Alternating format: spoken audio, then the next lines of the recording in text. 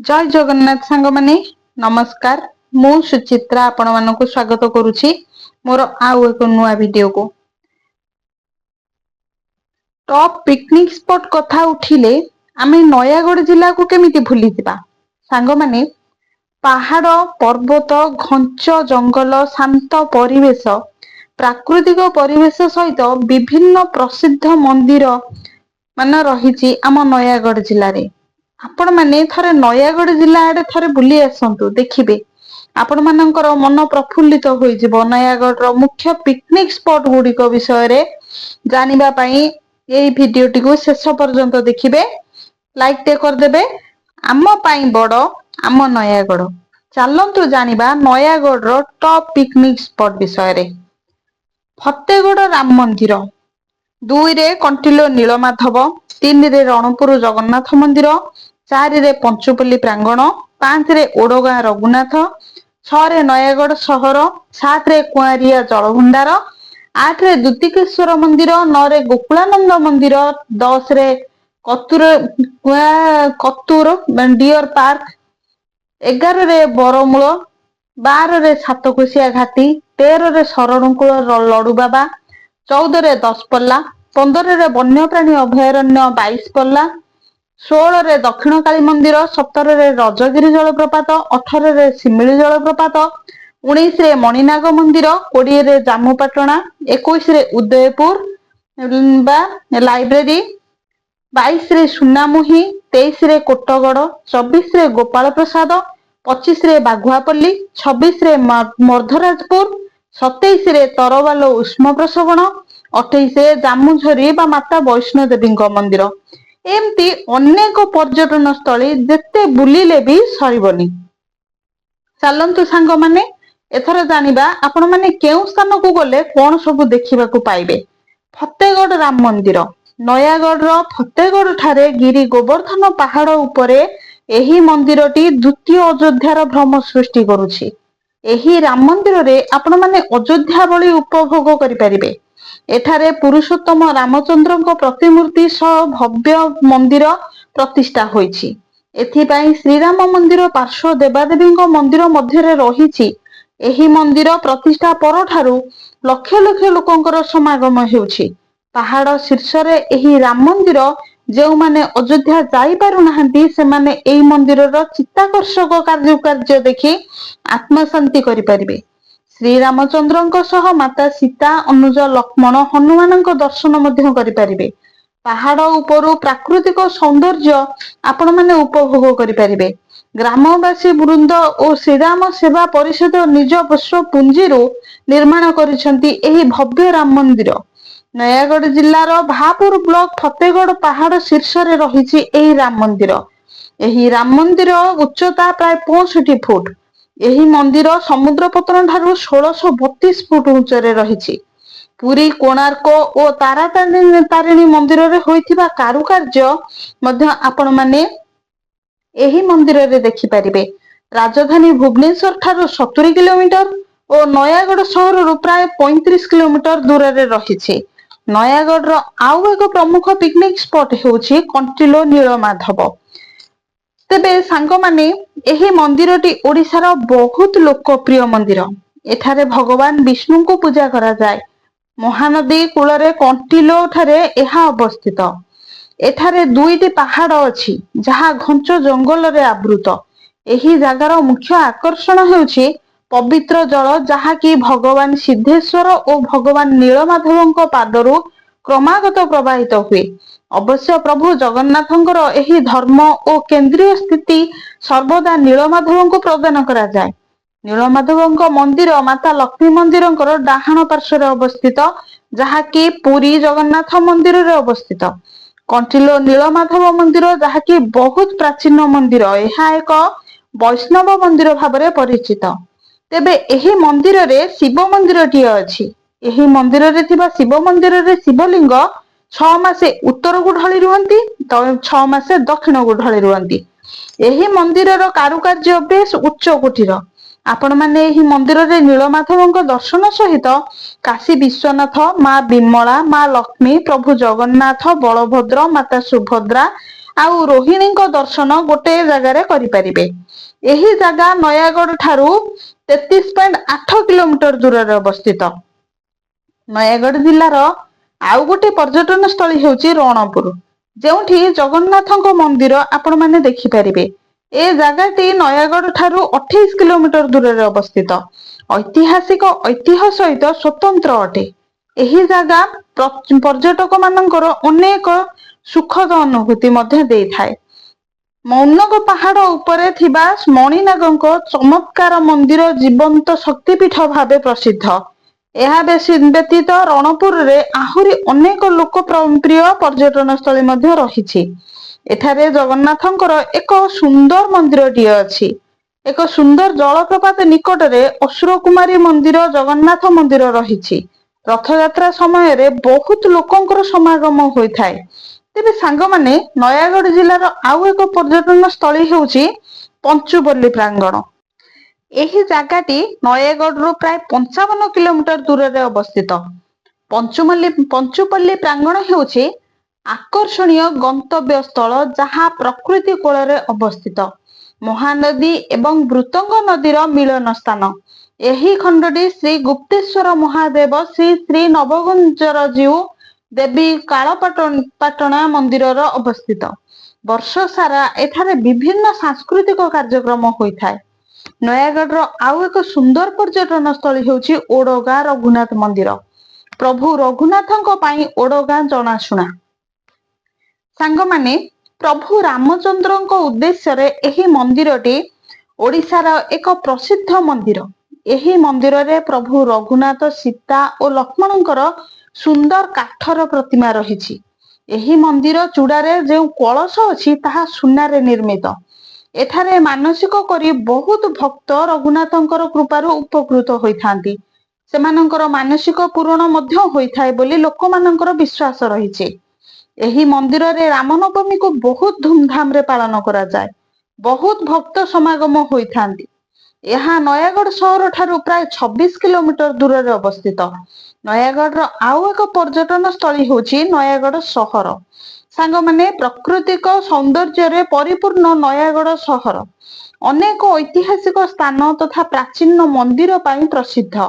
ନୟାଗଡ଼ ସହରରେ ଅବସ୍ଥିତ ଜୀବନ୍ତ ଶକ୍ତିପୀଠ ମା ଦକ୍ଷିଣକାଳୀ ମନ୍ଦିର ଏବଂ ଶ୍ରୀ ଜଗନ୍ନାଥ ମନ୍ଦିର ଜିଲ୍ଲାର ଆଧ୍ୟାତ୍ମିକ ଚେତନାର ମୂଳ ସାକ୍ଷୀ। ତେବେ ସାଙ୍ଗମାନେ, 1788 ରୁ 1808 ଖ୍ରୀଷ୍ଟାବ୍ଦ ମଧ୍ୟରେ ନିର୍ମିତ ଏହି ଜଗନ୍ନାଥ ମନ୍ଦିର କଳିଙ୍ଗର ସ୍ଥାପତ୍ୟ ଶୈଳୀକୁ ପ୍ରତିଫଳିତ କରିଥାଏ। ନୟାଗଡ଼ ସହର ହେଉଛି ଆଧାର, ଯେଉଁଠାରୁ ସୁବିଧାଜନକ ଭାବରେ ଅନେକ ପର୍ଯ୍ୟଟନ ସ୍ଥଳ ଏବଂ ଧାର୍ମିକ ସ୍ଥାନକୁ ଆପଣମାନେ ଏହିଠାରୁ ଯାଇପାରିବେ। ତେବେ ସାଙ୍ଗମାନେ, ଆଉ ଗୋଟେ ନୟାଗଡ଼ର ପ୍ରମୁଖ ପର୍ଯ୍ୟଟନ ସ୍ଥଳୀ ହେଉଛି କୁଆଁରିଆ ଜଳଭଣ୍ଡାର। ଏହା ନୟାଗଡ଼ ଠାରୁ ପ୍ରାୟ 50 କିଲୋମିଟର ଦୂରରେ ଅବସ୍ଥିତ। ନୀଳ ପାହାଡ ଉପରେ ଲାଗିଥିବା ଏକ ବିଶାଳ ଜଳଭଣ୍ଡାର ଏବଂ କୁଆଁରିଆ ନଦୀ ଉପରେ 1.5 କିଲୋମିଟରର ଲମ୍ବା ବନ୍ଧକୁ ନେଇ ଗଠିତ ଏବଂ ଏଠାକାର ପ୍ରମୁଖ ଆକର୍ଷଣ ମଧ୍ୟରେ ନଦୀ ଅବବାହିକା ଉପରେ ବିସ୍ତାରିତ ଏକ ବଡ଼ ହରିଣ ପାର୍କ ମଧ୍ୟ ରହିଛି। ଏହି ପାର୍କରେ ହରିଣ, ସମ୍ବର ବାସ କରନ୍ତି। ଶୀତ ଦିନେ ବହୁ ସଂଖ୍ୟକ ସ୍ଥାନାନ୍ତରିତ ପକ୍ଷୀ ଏହି ଜଳଭଣ୍ଡାରକୁ ଆସିଥାନ୍ତି। ପାହାଡ, ନଦୀ, ଜଙ୍ଗଲ ଏବଂ ହରିଣ ପାର୍କର ଶାନ୍ତ ସୌନ୍ଦର୍ଯ୍ୟ ପର୍ଯ୍ୟଟକ ମାନଙ୍କୁ ଏଠାରେ ବାନ୍ଧି ରଖିଥାଏ। ଆପଣମାନେ ନୟାଗଡ଼ ସହର ଠାରୁ ପ୍ରାୟ 50 କିଲୋମିଟର ଦୂରରେ ଅବସ୍ଥିତ। ଏଠାରେ ଭୋଜି କରିବା ପାଇଁ ସବୁ ପ୍ରକାରର ସୁବିଧା ରହିଛି। ନୟାଗଡ଼ର ଆଉ ଏକ ପର୍ଯ୍ୟଟନ ସ୍ଥଳୀ ହେଉଛି ଦ୍ୱିତୀକେଶ୍ୱର ମନ୍ଦିର। ନୟାଗଡ଼ ଠାରୁ 32 କିଲୋମିଟର ଦୂରରେ ଥିବା ଶୁଳିଆ ପାହାଡର ପାଦଦେଶରେ ଶ୍ରୀ ଶ୍ରୀ ଦ୍ୱିତୀକେଶ୍ୱର ମହାଦେବଙ୍କର ମନ୍ଦିର ଅବସ୍ଥିତ। ଏକ ଶତାବ୍ଦୀ ପୁରୁଣା ବଟ ବୃକ୍ଷକୁ କଳ୍ପବଟ ଭାବରେ ଜଣାଶୁଣା ଏକ ପୋଖରୀ ସହ ଲାଗିଥିବା ମନ୍ଦିର ସମ୍ମୁଖରେ ଚମତ୍କାର ଭାବରେ ଠିଆ ହୋଇଛି। ଦେବୀ ବନଦୁର୍ଗା, ସୂର୍ଯ୍ୟ ଭଗବାନ ଏବଂ ଅଷ୍ଟଭୁଜା ଦେବୀଙ୍କ ମନ୍ଦିର ମଧ୍ୟ ଆପଣମାନେ ଗୋଟିଏ ସ୍ଥାନରେ ଦେଖିପାରିବେ। ନୟାଗଡ଼ର ଆଉ ଏକ ପ୍ରସିଦ୍ଧ ମନ୍ଦିର ହେଉଛି ଗୋକୁଳାନନ୍ଦ ମନ୍ଦିର। ଏହା ଖଣ୍ଡପଡା ବ୍ଲକର ସିଦ୍ଧମୂଳା ଗ୍ରାମ ପଞ୍ଚାୟତ ନିକଟରେ ଅବସ୍ଥିତ। ଗୋକୁଳାନନ୍ଦଙ୍କ ମନ୍ଦିର ମହାନଦୀ କୂଳରେ ଥିବା ଏକ ପାହାଡ ଉପରେ ଅବସ୍ଥିତ। ଏହା ସ୍ୱର୍ଗତ ବାବା ସ୍ୱାମୀ ରାମ ଲକ୍ଷ୍ମଣ ଦାସ ମହାରାଜଙ୍କ ଦ୍ଵାରା ପ୍ରତିଷ୍ଠିତ। ପାହାଡର ଦୃଶ୍ୟ ଏବଂ ମହାନଦୀର ପ୍ରବାହିତ ଜଳକୁ ପାହାଡର ତଥା ସିଦ୍ଧମୂଳା ବ୍ରିଜରୁ ଦେଖିଲେ ଅତି ଚମତ୍କାର ଦେଖାଯାଇଥାଏ।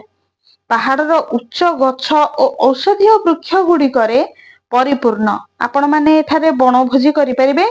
ସାଙ୍ଗମାନେ, ନୟାଗଡ଼ ଜିଲ୍ଲାର ଆଉ ଏକ ପର୍ଯ୍ୟଟନ ସ୍ଥଳୀ ହେଉଛି କତୁରୀ ହରିଣ ପାର୍କ ବା କତୁରୀ ମହାନଦୀ ବନ୍ୟପ୍ରାଣୀ ଅଭୟାରଣ୍ୟ ଅଧୀନରେ ଅବସ୍ଥିତ। ଏହା ମଧ୍ୟ ବାସସ୍ଥାନ ବିକାଶ କେନ୍ଦ୍ର ପାଇଁ ଘର ଅଟେ। ଏହା ହେଉଛି ଏକ କେନ୍ଦ୍ର ଯେଉଁଠାରେ ସେମାନେ ବିଭିନ୍ନ ବନ୍ୟପ୍ରାଣୀ ପ୍ରାକୃତିକ ପ୍ରଜନନ କାର୍ଯ୍ୟକ୍ରମକୁ ସହଜ କରନ୍ତି। ଏହି ଅଞ୍ଚଳରେ ପୋଖରୀ, ନାପିୟର ଘାସ ବଗିଚା ରହିଥାଏ, ଯେଉଁଠାରେ ଆପଣ ମାନେ ଉଦ୍ଭିଦ ସ୍ୱଦେଶୀ ଓ ଉଦ୍ଭିଦ ଦେଖିପାରିବେ, ଔଷଧୀୟ ଉଦ୍ଭିଦ ଦେଖିପାରିବେ। ଏଠାରେ ଆପଣ ମାନେ କୁଟିଜ ଓ ୱାଚ୍ ଟାୱାର କୁ ମଧ୍ୟ ପ୍ରବେଶ କରିପାରିବେ, ଯାହା ଆପଣ ମାନଙ୍କୁ ଏକ ସୁନ୍ଦର ଦୃଶ୍ୟ ପ୍ରଦାନ କରିବ। ଏଠାରେ ଆପଣ ମାନେ ହରିଣ ମାନଙ୍କୁ ଦେଖିପାରିବେ। ନୟାଗଡ଼ ଜିଲ୍ଲାର ଆଉ ଏକ ପର୍ଯ୍ୟଟନ ସ୍ଥଳୀ ହେଉଛି ବରମୁଳା। ଏହି ପର୍ଯ୍ୟଟନ ସ୍ଥଳୀଟି ମହାନଦୀ ଘାଟ ଯୋଗୁଁ ଏହି ଛୋଟ ଗାଁଟି ପ୍ରତିଷ୍ଠିତ ହୋଇଛି। ସୁନାକନିଆ ପାହାଡରୁ ବରମୁଳା ପର୍ଯ୍ୟନ୍ତ ଏହି ନଦୀର ଜଳ ପ୍ରାୟ 22 କିଲୋମିଟର ପର୍ଯ୍ୟନ୍ତ ବ୍ୟାପିଥିବା ସାତକୋଶିଆ ଗଣ୍ଡ ଘାଟ ଭାବରେ ଜଣାଶୁଣା। ଭୁବନେଶ୍ୱର ଠାରୁ ପ୍ରାୟ 110 କିଲୋମିଟର ଦୂରରେ ଥିବା ଏହି ସ୍ଥାନ ପର୍ଯ୍ୟଟକ ମାନଙ୍କ ପାଇଁ ଏକ ଆକର୍ଷଣୀୟ ସ୍ଥଳୀଟିଏ। ସାତକୋଶିଆ ଘାଟି ଏକ ଜୈବିକ ଏହାର ଅନ୍ୟାନ୍ୟ ଘାଟ ଇକୋସିଷ୍ଟମ ଏବଂ ପିକନିକ ସ୍ଥାନ ପାଇଁ ଏହା ପ୍ରସିଦ୍ଧ। ପର୍ଯ୍ୟଟକ ମାନେ ସେହି ସ୍ଥାନରୁ ନିକଟସ୍ଥ ଗଣିଆରେ ସମସ୍ତ ସୁବିଧା ପାଇପାରିବେ। ଆଉ ଏକ ପର୍ଯ୍ୟଟନ ସ୍ଥଳୀ ହେଉଛି ସାତକୋଶିଆ ଘାଟି। ସାତକୋଶିଆ ଘାଟି ନୟାଗଡ଼ର ଆଉ ଏକ ଜଣାଶୁଣା ପ୍ରସିଦ୍ଧ ସ୍ଥାନ। ଏହି ସ୍ଥାନର ପ୍ରାକୃତିକ ସୌନ୍ଦର୍ଯ୍ୟ ବିଭିନ୍ନ ସ୍ଥାନରୁ ପର୍ଯ୍ୟଟକ ମାନଙ୍କୁ ଆକର୍ଷିତ କରିଥାଏ। ଜଳସ୍ତରର ଗଭୀରତା ବହୁତ ଅଧିକ।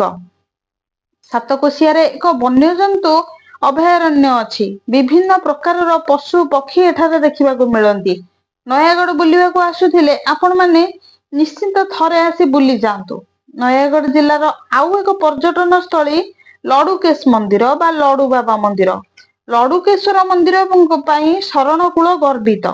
ସାଙ୍ଗମାନେ, ଶ୍ରୀ ଲିଙ୍ଗରାଜ ମନ୍ଦିର ପରି ଏଠାରେ ବିରାଜିତ କରିଥିବା ଦେବତା ହରି, ବିଷ୍ଣୁ ଏବଂ ହର ଶିବଙ୍କର ମିଳିତ ରୂପ ବୋଲି ଏଠାରେ ଜଣାଶୁଣା। ତେବେ ଶ୍ରୀ ଲଡୁକେଶ୍ୱରଙ୍କର ପର୍ବ ଓ ରୀତିନୀତି ମଧ୍ୟ ଲିଙ୍ଗରାଜଙ୍କ ମନ୍ଦିର ସହିତ ସମାନ। ନୟାଗଡ଼ର ଆଉ ଏକ ପର୍ଯ୍ୟଟନ ସ୍ଥଳୀ ହେଉଛି 22ପଲ୍ଲୀ ବନ୍ୟଜନ୍ତୁ ଅଭୟାରଣ୍ୟ। 22ପଲ୍ଲୀ ବନ୍ୟଜନ୍ତୁ ପ୍ରାଣୀ ଅଭୟାରଣ୍ୟ 6 ମେ 1981ରେ ଘୋଷଣା କରାଯାଇଥିଲା। ଏହା ବନ୍ୟଜନ୍ତୁ ଅଭୟାରଣ୍ୟ ସାତକୋଶିଆ ଘାଟ ବନ୍ୟପ୍ରାଣୀ ଅଭୟାରଣ୍ୟ ନିକଟରେ ଅବସ୍ଥିତ। ଏହି ଅଭୟାରଣ୍ୟ ପ୍ରାୟ 168 ବର୍ଗ କିଲୋମିଟର ପର୍ଯ୍ୟନ୍ତ ବ୍ୟାପିଛି। ଏହି ଅଭୟାରଣ୍ୟରେ ଆପଣ ମାନେ ହାତୀ, ହରିଣ, ଚିତାବାଘ, ଭାଲୁ, ସମ୍ବର ପରି ଅନେକ ବନ୍ୟଜନ୍ତୁଙ୍କୁ ଦେଖିପାରିବେ। ଆଉ ଏକ ପର୍ଯ୍ୟଟନ ସ୍ଥଳୀ ହେଉଛି ଦକ୍ଷିଣ କାଳୀ ମନ୍ଦିର। ନୟାଗଡ଼ ସହରର ଉଭୟ ପାର୍ଶ୍ୱରେ 2ଟି ପାହାଡ ଅଛି, ଯେଉଁଠାରେ ଦକ୍ଷିଣ କାଳୀ ମନ୍ଦିର ଅବସ୍ଥିତ। ଏହି ସ୍ଥାନ ପ୍ରାକୃତିକ ସୌନ୍ଦର୍ଯ୍ୟ ପାଇଁ ଜଣାଶୁଣା। ନୟାଗଡ଼ ସହରରେ ଏହି ମନ୍ଦିରଟି ଜୀବନ୍ତ ଶକ୍ତିପୀଠ ଭାବରେ ପ୍ରସିଦ୍ଧ। ନୟାଗଡ଼ର ଆଉ ଏକ ପ୍ରମୁଖ ପର୍ଯ୍ୟଟନ ସ୍ଥଳୀ ହେଉଛି ରଜଗିରି ଜଳପ୍ରପାତ। ରଜଗିରି ଜଳପ୍ରପାତ ଖଣ୍ଡପଡା ଜଙ୍ଗଲ ପରିସରରେ ମଧ୍ୟ ଅବସ୍ଥିତ। ମାଳିସାହି ଗ୍ରାମରୁ ଜଳପ୍ରପାତର ଦୂରତା 9 କିଲୋମିଟର, ଯେଉଁଠାରେ ଆପଣ ମାନେ ଜଳପ୍ରପାତର ଆକାର ଏବଂ ଉପରୁ ତଳକୁ ଖସୁଥିବା ଜଳର ସୌନ୍ଦର୍ଯ୍ୟ ଉପଭୋଗ କରିପାରିବେ। ପ୍ରାକୃତିକ ସୌନ୍ଦର୍ଯ୍ୟରେ ଭରପୁର ଏହି ଜାଗାଟି। ଆଉ ଏକ ପ୍ରସିଦ୍ଧ ଜଳପ୍ରପାତ ହେଉଛି ଶିମିଳି ଜଳପ୍ରପାତ। ନୟାଗଡ଼ ଜିଲ୍ଲା ଓଡଗାଁ ବ୍ଲକ ଶିମିଳି ଜଳପ୍ରପାତ ଅବସ୍ଥିତ। ବିଶେଷ କରି ଶୀତ ଦିନେ ଏଠାକୁ ପର୍ଯ୍ୟଟକଙ୍କ ଭିଡ ଲାଗି ରୁହେ। ଛୁଟି ଦିନରେ ମଧ୍ୟ ଆଖପାଖ ଅନୁଷ୍ଠାନର ଛାତ୍ରଛାତ୍ରୀ ମାନେ ଏଠାକୁ ଆସି ଜଳପ୍ରପାତର ମଜା ଉଠାନ୍ତି। ସାଙ୍ଗମାନେ, ଶିମିଳି ସାହି ଗ୍ରାମ ନିକଟରେ ଥିବା ଶିମିଳି ପାହାଡରୁ ଝରଣାଟି ବାହାରି 3 ଭାଗରେ ବିଭକ୍ତ ହୋଇ ତଳକୁ ଖସୁଛି। ପର୍ଯ୍ୟଟକଙ୍କ ଏକ ଶାନ୍ତ ପରିବେଶରେ କିଛି ସମୟ କଟାଇବାରେ ନିଆରା ଅନୁଭୂତି ମିଳିଥାଏ। ଏହା ନୟାଗଡ଼ ସହର ଠାରୁ ଏହି ଝରଣାର ଦୂରତା ମାତ୍ର 25 କିଲୋମିଟର। ନୟାଗଡ଼ରୁ ଶରଣକୂଳ ଦେଇ ବଡକଟୁଣି ଗ୍ରାମ ଠାରୁ ମାତ୍ର 5 କିଲୋମିଟର ଗଲେ ଏହି ଶିମିଳି ଜଳପ୍ରପାତ ପଡିବ। ଏହି ଜଳପ୍ରପାତର ମନଲୋଭା ଦୃଶ୍ୟ ପର୍ଯ୍ୟଟକ ମାନଙ୍କୁ ଆକୃଷ୍ଟ କରୁଥିଲେ ମଧ୍ୟ କିଛିଟା ସତର୍କତା ଅବଲମ୍ବନ କରିବାକୁ ପଡେ। ଏଠାରେ ଗୋଡ ଖସିବାର ସମ୍ଭାବନା ଅଧିକ। ନୟାଗଡ଼ ଜିଲ୍ଲାର ଆଉ ଏକ ପ୍ରମୁଖ ପର୍ଯ୍ୟଟନ ସ୍ଥଳୀ ହେଉଛି ମଣିନାଗ ମନ୍ଦିର। ନୟାଗଡ଼ ଜିଲ୍ଲାର ରଣପୁର ଅଞ୍ଚଳରେ ଥିବା ପ୍ରସିଦ୍ଧ ମଣିନାଗ ମୁଣ୍ଡିଆ ଯେଉଁଠାରେ ଅବସ୍ଥିତ ମଣିନାଗ ମନ୍ଦିର। ଏହି ମନ୍ଦିରଟି ଐତିହାସିକ ମନ୍ଦିର ହୋଇଥିବା ବେଳେ ଏବେ ଏକ ପର୍ଯ୍ୟଟନ ସ୍ଥଳୀ ଭାବରେ ପରିଚିତ। ଏହି ମନ୍ଦିରଟି 7 କିଲୋମିଟର ପାହାଡ ଉପରେ ଅବସ୍ଥିତ। ପୁରାତନ ଯୁଗରେ କୁହାଯାଉଥିଲା ଯେ ମା ମଣିନାଗ ମନ୍ଦିରରେ ନରବଳି ପ୍ରଥା ପ୍ରଚଳିତ ହେଉଥିଲା। ପୂର୍ବପୁରୁଷ ମାନଙ୍କ କହିବା ଅନୁସାରେ ଦିନେ ପୂଜାରୀ ମଣିନାଗଙ୍କୁ କହିଲେ ଯେ ସବୁଦିନେ ଏ ନରବଳିକୁ ସେ ଆପଣେଇ ପାରିବେ ନାହିଁ। ସେ ପୂଜାରୀ ଜଣକ ଏକ ଢାଙ୍କୁଣୀ ଦ୍ୱାରା ମା ମଣିନାଗଙ୍କ ମୂର୍ତ୍ତିଙ୍କୁ ବନ୍ଦ କରିଦେଇଥିଲେ। ପୂଜାରୀ ମହାଶୟ ମାଙ୍କୁ ବନ୍ଦ କରିଦେଇଥିଲେ ସତ, ହେଲେ ତାଙ୍କର ମନରେ ଅନେକ ପ୍ରଶ୍ନ ଉଙ୍କି ମାରୁଥାଏ। ମାଙ୍କୁ ତ ଢାଙ୍କୁଣୀ ଦ୍ୱାରା ବନ୍ଦ କରିଦେଲି, କିନ୍ତୁ ମାଙ୍କର ପୂଜାର୍ଚ୍ଚନା କିପରି କରିବି ଭାବି ସେ ପାହାଡର ପାଦ ଦେଶରେ ମାଙ୍କର ମୂର୍ତ୍ତି ସ୍ଥାପିତ କରି ପୂଜାର୍ଚ୍ଚନା କଲେ, ଯାହାକି ଆଜି ଏକ ପର୍ଯ୍ୟଟନ ସ୍ଥଳୀ ଭାବରେ ପରିଚିତ। ମଣିନାଗ ମନ୍ଦିରର ଐତିହ୍ୟ ଜାଣିବା ପାଇଁ ବିଦେଶରୁ ପର୍ଯ୍ୟଟକ ମାନେ ଏ ଜାଗାକୁ ଆସନ୍ତି। ଆପଣ ମାନେ ଯଦି ନୟାଗଡ଼ ଜିଲ୍ଲା ବୁଲିବାକୁ ଯାଉଛନ୍ତି ତେବେ ଥରେ ମଣିନାଗ ମନ୍ଦିରକୁ ଯାଇ ବୁଲି ଆସିବେ। ନୟାଗଡ଼ ଜିଲ୍ଲାର ସବୁଠାରୁ ଲୋକପ୍ରିୟ ପର୍ଯ୍ୟଟନ ସ୍ଥଳୀ ହେଉଛି ବୈଷ୍ଣୋଦେବୀ ମନ୍ଦିର। ନୟାଗଡ଼ ସହର ଠାରୁ ମାତ୍ର 15 କିଲୋମିଟର ଦୂରରେ ଓଡକଣା ବ୍ଲକ ଜାମୁକୋଣ ପାହାଡ ଉପରେ ଅବସ୍ଥିତ ମା ବୈଷ୍ଣୋଦେବୀ ମନ୍ଦିର। 4 ବର୍ଷ ତଳେ ଏହାର ଭିତ୍ତି ପୂଜନ ଏବଂ ଭିତ୍ତିପ୍ରସ୍ତର ସ୍ଥାପନ ହୋଇଥିଲା। ନିର୍ମାଣ କାର୍ଯ୍ୟରେ 200 କାରିଗର ନିୟୋଜିତ ହୋଇଥିଲେ। ଜାମ୍ମୁ କାଶ୍ମୀର ପରି ଜାମୁକୋଣ ଠାରେ ପୂଜା ପାଉଛନ୍ତି ମା ବୈଷ୍ଣୋଦେବୀ। ଜଣେ ଭକ୍ତଙ୍କୁ ସ୍ୱପ୍ନାଦେଶ ଦେଇଥିଲେ ମା। ଚାରିଆଡେ ଘଞ୍ଚ ଜଙ୍ଗଲ ପାହାଡ ଶିଖରରେ ପୂଜା ପାଉଛନ୍ତି ମା। ଠିକ ଜାମ୍ମୁ କାଶ୍ମୀର ପରି ଅବିକଳ ବୈଷ୍ଣୋଦେବୀ ମନ୍ଦିର ତିଆରି ହୋଇଛି ସେଠାରେ। ଘଞ୍ଚ ଜଙ୍ଗଲ ଅରଣ୍ୟ ମଧ୍ୟରେ 60 ଫୁଟ ଉଚ୍ଚର ପାହାଡ 180 ଫୁଟ ଲମ୍ବା ଗୁମ୍ଫାରେ ପୂଜା ପାଉଛନ୍ତି। ପାର୍ଶ୍ୱ ଦେବୀଙ୍କ ସହ ଭୈରବୀ ମନ୍ଦିର, ମହାବୀର ମନ୍ଦିର, ଅଧିକୁମାରୀ ଯଜ୍ଞ ମଣ୍ଡପ, ଭୋଗ ମଣ୍ଡପ ଓ ଆଳତି ମଣ୍ଡପ ଆଦି ଦେଖିପାରିବେ। ଏଠାକାର ସବୁଜମୟ ପ୍ରାକୃତିକ ପରିବେଶ ଏବଂ ଝରଣା ବେଶ ଆକର୍ଷଣୀୟ। ଶାନ୍ତ ନିରୋଳା ପରିବେଶ ମଧ୍ୟରେ ପାହାଡ ଉପରେ ବୈଷ୍ଣୋଦେବୀଙ୍କ ମନ୍ଦିର କାରୁକାର୍ଯ୍ୟ ଆଖି ଝଲସି ଯିବା ପରି। ପର୍ଯ୍ୟଟକଙ୍କୁ ଆକର୍ଷଣ ପାଇଁ ପାହାଡ ତଳେ ପୁଷ୍କରିଣୀ ଏବଂ ପାର୍କ ମଧ୍ୟ ରହିଛି। ନୟାଗଡ଼ରୁ ମଝିପଡା ରାସ୍ତା ଦେଇ ସିଧାସଳଖ ମାଙ୍କ ମନ୍ଦିର ପାଖରେ ଆପଣ ମାନେ ପହଞ୍ଚି ପାରିବେ। ସାଙ୍ଗମାନେ, ଆପଣ ମାନେ ଆଜିର ଭିଡିଓରେ ନୟାଗଡ଼ର ପ୍ରମୁଖ ପର୍ଯ୍ୟଟନ ସ୍ଥଳୀ ବିଷୟରେ ଜାଣିପାରିଥିବେ। ଯଦି ଭିଡିଓଟି ଭଲ ଲାଗିଥାଏ ତାହେଲେ ଲାଇକ୍ ଟେ କରିଦେବେ। ମୋ ଚ୍ୟାନେଲରେ ନୂଆ କରି ଭିଡିଓ ଦେଖୁଥିଲେ ସବସ୍କ୍ରାଇବ କରିଦେବେ, ବେଲ୍ ଆଇକନ ପ୍ରେସ କରିଦେବେ। ଏମିତି ନୂଆ ନୂଆ ଭିଡିଓର ନୋଟିଫିକେସନ ଆପଣ ମାନଙ୍କ ପାଖକୁ ଚାଲିଯିବ। କମେଣ୍ଟରେ ନୟାଗଡ଼ର କେଉଁ ଜାଗାଟି ଆପଣ ମାନଙ୍କୁ ଭଲ ଲାଗିଲା ନିଶ୍ଚୟ ଲେଖିବେ। ରହୁଛି, ପୁଣି ଦେଖା ହବ ଆଉ ଏକ ନୂଆ ଭିଡିଓରେ। ନମସ୍କାର, ଜୟ ଜଗନ୍ନାଥ।